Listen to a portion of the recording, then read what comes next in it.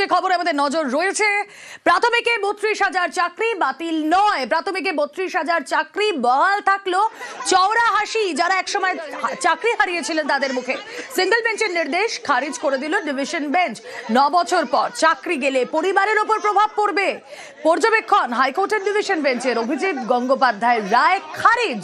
2023-এ 32,000 চাকরি বাতিলের রায় তা খারিজ হয়ে গেল। অভিজিৎ গঙ্গোপাধ্যায়ের রায় খারিজ করে দিল ডিভিশন বেঞ্চ। একসময় যারা চাকরি হারিয়েছিলেন সেই চাকরি হারা তারা আজ কতটা খুশি সেই ছবি আপনাদের সামনে তুলে ধরছি। সিবিআই ইডির চিহ্নিতদের জন্য বাকিদের দুর্ভোগ কেন? সিবিআই ইডির চিহ্নিত অযোগ্যদের জন্য বাকিরা চাকরি হারা। তবে একসঙ্গে 32,000 চাকরি বাতিল কেন? প্রাথমিকে 32,000 চাকরি বাতিলে বিরূপ প্রভাব বলেও পর্যবেক্ষণ। সিঙ্গেল বেঞ্চের রায় খারিজ করে পর্যবেক্ষণ ডিভিশন বেঞ্চে। ডিভিশন বেঞ্চের আজ ঠিক কি পর্যবেক্ষণ, একদম কি পয়েন্টস গুলো জানবো। প্রতিনিধি অর্ণব রয়েছেন সঙ্গে। অর্ণব, দেখো, এই নিয়োগ প্রক্রিয়া অনিয়ম বা দুর্নীতির যে অভিযোগ এসেছিল তার সঙ্গে কোনো অকাট্য বা মানানসই কোনো তথ্য বা নথি আদালতে পেশ করা যায়নি। দুই, যারা এগুলি তুলে আনার দায়িত্ব ছিল, খুঁজে বার করার দায়িত্ব ছিল এজেন্সি, কেন্দ্রীয় এজেন্সি সিবিআই বা ইডি, তারাও এরকম কোনো অকাট্য নথি আদালতে তুলে ধরতে পারেনি। একটি ট্রায়াল চলছে এবং সেই ট্রায়ালে যে নথি দেওয়া হয়েছে তাতে চিহ্নিত দাবি হিসেবে 264 জন প্রথম দফায় এবং দ্বিতীয় দফায় 96 জন চিহ্নিত দাবিকে চিহ্নিত করেছে, যাদের চাকরি থেকে চিহ্নিত বাতিল করা হয়েছে। 264 জন যারা ট্রেন ছিলেন তাদের চাকরি আবার পুনর্বহাল করেছে সুপ্রিম কোর্ট একটি রায়ের মাধ্যমে। অর্থাৎ চিহ্নিত দাগের সংখ্যা এই মুহূর্তে যারা চাকরি বাতিল হয়েছে তাহলে সংখ্যা আছে 96। এর বাইরে কতজন চিহ্নিত অযোগ্য রয়েছে তদন্ত সিবিআই নির্দিষ্ট করে এখন তা তুলে ধরতে পারেনি।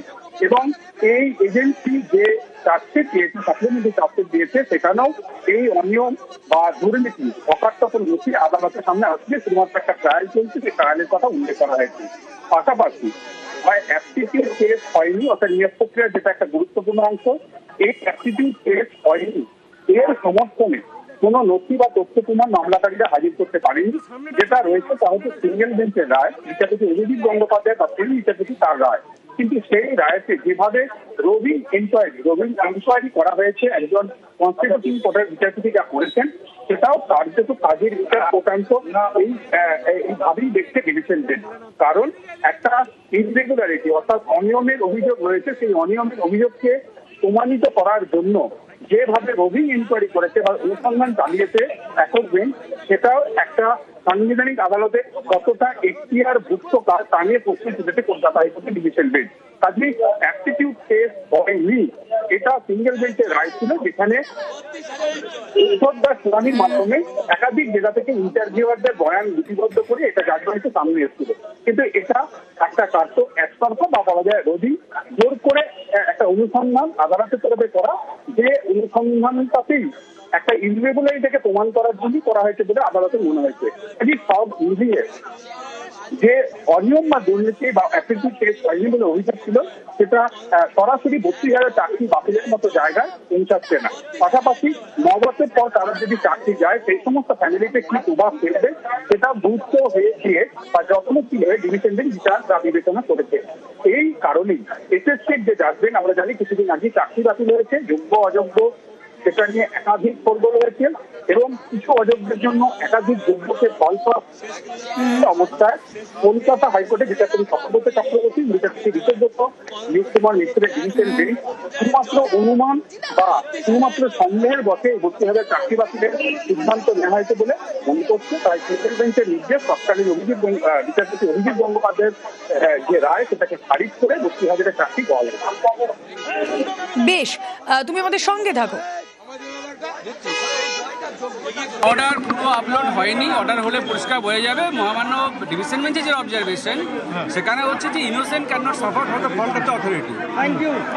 ইরেগুলারিটিস যদি কিছু হয়ে থাকে তার জন্য যারা ইনোসেন্ট টিচার তারা কোনোভাবে ইনভলভ নয় এবং তারা এইভাবে সাফার করবে না, সেই জন্য সিঙ্গেল বেঞ্চের অর্ডারটা ছেড়েছে। এবার এখন প্রশ্ন একটাই যে এরপর কি? প্রাথমিকে 32,000 চাকরি বহাল। আমরা শুনছিলাম যারা মামলাকারীরা রয়েছেন, যারা মামলাকারী চাকরিহারারা, তারা বারবার বলছেন যে তারা অখুশি। তাদের বক্তব্য শোনাবো, কিন্তু তার আগে একবার অর্ণবের সঙ্গে কথা বলি। অর্ণব, ডিভিশন বেঞ্চ সিঙ্গেল বেঞ্চের এই নির্দেশ খারিজ করে দিল। এরপর শীর্ষ আদালতে মুভ করার জায়গা কি এখনো রয়েছে? না, যোগাযোগ বিচ্ছিন্ন হয়ে গিয়েছে। যারা অখুশি সেই মামলাকারীরা, তাদের বক্তব্য একবার শোনাই।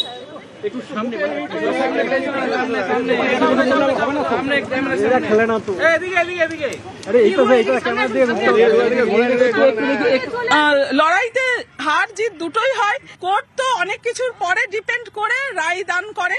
কোথাও গিয়ে কার্যত কোর্ট তো এটা বললেন অনিয়ম বেনিয়ম হয়েছে, তার জন্য বলতে চাইছেন যে যারা সত্যিকারের এই দুর্নীতির শিকার, দুর্নীতিগ্রস্ত নন, সেই জায়গাটা হয়তো তারা দেখেছেন, কিন্তু তার মানে এটা নয় দুর্নীতি হয়নি এবং আমাদের অভিযোগগুলো মিথ্যা।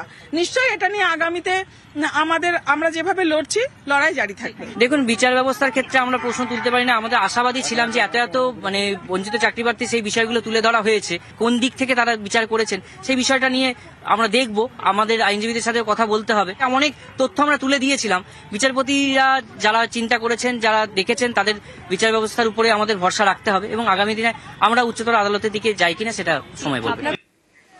কথা বলবো, অর্ণব রয়েছেন সঙ্গে। অর্ণব, আমাদের দর্শকদের শোনাচ্ছিলাম মামলাকারী চাকরিহারারা তারা ঠিক কি বলছেন। তারা বলছেন যে তারা এখনো পর্যন্ত খুশি হতে পারছেন না, তার কারণ এই নির্দেশ ডিভিশন বেঞ্চ দেওয়ার মানে তারা এটা বিশ্বাস করেন না যে কোনো অনিয়ম হয়নি, কোনো দুর্নীতি হয়নি। অর্ণব, এরপর তারা শীর্ষ আদালতে মুভ করতে পারবেন কি? আইনি পথ খোলা রয়েছে, কারণ হাইকোর্টের আজকে রায়কে চ্যালেঞ্জ করে সুপ্রিম কোর্টে যেতেই পারে যারা বঞ্চিত বলে নিজেদের মনে করছে সেই সমস্ত পরীক্ষার্থীরা, এবং সেই পথ খোলা রয়েছে। ইতিমধ্যে এক মামলাকারীর তরফে ইতিমধ্যে আইনজীবীরা ঘোষণা করেছে তারা স্পেশাল লিটিগেশন ফাইল করে খুব দ্রুতই সুপ্রিম কোর্টে তারা পৌঁছাচ্ছে এবং সেই পথ খোলা রয়েছে। তবে এক্ষেত্রে অনিয়ম বা দুর্নীতি সেটাকে প্রমাণ করার জন্য যে অকাট্য নথি দরকার, সেই নথির কোনো হদিশ এই মামলা চলাকালীন না মূল মামলাকারীরা, না যারা খোঁজার দায়িত্বে ছিল সিবিআই বা ইডি, তারা তুলে ধরতে পেরেছে। যে চার্জশিট বা সাপ্লিমেন্টারি চার্জশিট অর্থাৎ অতিরিক্ত চার্জশিট তারা দিয়েছে, সেই চার্জশিটে কোথাও এই অ্যাপটিটিউড টেস্ট হয়নি বা 264 প্রথমে, দ্বিতীয়বার 96, এই 360 মোট চিহ্নিত অযোগ্য হিসেবে যাদের নাম এসছে তার বাইরে কোনো সংখ্যা দিতে পেরেছে সিবিআই। যা বলা হয়েছে একটা ট্রায়াল চলছে, সেই ট্রায়ালে অভিযোগ সেগুলি অনগোয়িং প্রসেসে সিবিআই তদন্তের মধ্যে রয়েছে। কাজেই একটা মামলা সিবিআই এই অভিযোগে তদন্ত করছে, অনিয়মের তদন্ত করছে, দুর্নীতির তদন্ত করছে, সেই তদন্ত করছে বলে এই 32,000-এর চাকরি বাতিল করতে হবে এটা ডিভিশন বেঞ্চ মনে করছে না। এবং একক বেঞ্চ যেভাবে অ্যাপটিটিউড টেস্ট হয়নি, যেভাবে রোভিং ইনকোয়ারি করেছে, অর্থাৎ একতরফা একটা ইরেগুলারিটির অভিযোগ আদালতে আসার পর সেটাকে এস্টাবলিশ করা বা প্রতিষ্ঠিত করার জন্য যেভাবে ইন্টারভিউয়ারদের ডেকে ইন ক্যামেরা সেশন করে তাদের বয়ান লিপিবদ্ধ করেছে, সেই প্রক্রিয়াটাও কতটা সাংবিধানিক আদালত করতে পারে সেই নিয়ে সমালোচনা করা হয়েছে একক বেঞ্চে, ডিভিশন বেঞ্চের আজকের রায় বা তার পর্যবেক্ষণে। কাজে সব মিলিয়ে একটা চাকরি বাতিল 9 বছর পরে হওয়া মানে এই 32,000 ফ্যামিলির সঙ্গে যুক্ত 4 বা 5 জন ধরলে 1.5 লাখ থেকে 2 লাখ মানুষ প্রত্যক্ষ বা পরোক্ষভাবে যুক্ত, তাদের পরিবারের উপর কি প্রভাব পড়ে সেটাও ডিভিশন বেঞ্চ যত্নশীল থেকেছে তাদের পর্যবেক্ষণে এই কথাগুলো উল্লেখ করার মধ্য দিয়ে। সব মিলিয়ে একটা প্যানেল বাতিল করা, 32,000-এর চাকরি বাতিল করার জন্য যে অকাট্য নথি বা প্রামাণ্য নথি বা তথ্য প্রয়োজন তার অভাব রয়েছে। তাই একক বেঞ্চের রায় খারিজ হয়েছে এবং ডিভিশন বেঞ্চ ওই চাকরি বহাল রেখেছে। তবে কিছু সমালোচনা ওকে, শিক্ষকদের বিরুদ্ধে কোনো রকম কোনো অভিযোগ আসেনি, অতএব সেটা আবার বেহাল অবস্থাটা নিশ্চয়ই ফেরত আসবে এই আশা আমরা রাখতে পারি। সিবিআই এর বক্তব্যটা রেকর্ড করেছে ডিভিশন বেঞ্চে, যেই পোর্শনটা জয় সাহেব পড়েছেন তাতে বলেছেন যে সিবিআই যতদূর পর্যন্ত ইনভেস্টিগেশন করেছেন এবং চার্জশিট জমা দিয়েছেন তার ভিত্তিতে যাদেরকে চিহ্নিত করা গেছে তাদেরকে বাতিল করা হবে, কিন্তু তাছাড়া বাকি সবটাই অ্যাজাম্পশন প্রিজাম্পশনের উপরেই হয়েছে। সেরকম কোনো কংক্রিট ডেফিনিট যেটাকে বুলেট পয়েন্ট সেটা তথ্য নেই কোর্টের কাছে, সুতরাং এই অবস্থায় এটা করা যাবে না। কনস্টিটিউশনাল ফ্রেমওয়ার্কের ওপর সম্পূর্ণ ভরসা আছে, আদালতের ওপর সম্পূর্ণ ভরসা আছে। আদালত পেশেন্স হিয়ারিং দিয়েছেন, সব পক্ষকে শুনেছেন, আদালতকে ধন্যবাদ। রায় পাস করার পরে আমরা বলেছিলাম যখন স্টে করার জন্য, মাননীয় বিচারপতি স্টে করেনি, তবে এটার কিন্তু সুপ্রিম কোর্টে এসএলপি ফাইল হবে। তবে অনেক কটা পয়েন্ট আছে, পয়েন্ট ইস্যুগুলো আছে, আমরা অবভিয়াসলি এটাকে দেখে নিয়ে সুপ্রিম কোর্টে যাওয়ার পরে ডিসাইড করা হবে। কোর্টে যাওয়ার অধিকার তো সবার আছে, খালি এটা মনে রাখতে হবে যে যারা চাকরি পেল এবং যারা চাকরি হারালো এবং যারা চাকরি ফিরে পাওয়ার জন্য আমরা চেষ্টা চালাচ্ছি, এইটুকু মাথায় রাখবো যে তাদের কেবলমাত্র রাজনৈতিক সংকীর্ণ জায়গা থেকে দেখা ঠিক না। তারা আমাদের রাজ্যেরই ছেলে মেয়ে। ফলে কেউ যদি চাকরি তাদেরকে কারোর থেকে যায় বা কারোর যদি চাকরি ফিরে পাওয়ার আশ্বাস যদি তৈরি হয়, তাদের সঙ্গে আমি অন্তত অনুরোধ করবো যাতে মানবিকভাবে তারা থাকতে পারেন। এই যে 32,000 চাকরি মাননীয় বিচারপতি অভিজিৎ গাঙ্গুলি যে খেয়ে নিয়েছিলেন, তার কোনো বেস ছিল না। তখন আমি প্রথম ওই অ্যাপিল করেছিলাম, অ্যাপিলে আর্গুমেন্ট করেছিলাম এবং বোর্ড করেছিল, আর আরেকজন ছিল জয়দীপ কর, 3 জনে মিলে লড়েছিল।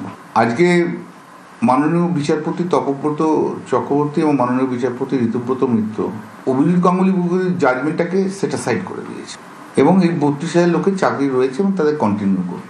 সিঙ্গেল বেঞ্চ যে বলেছিল করাপশন হয়েছে, সেখানে করাপশনের কোনো প্রমাণ এখানে দেখাতে পারেনি কেউ।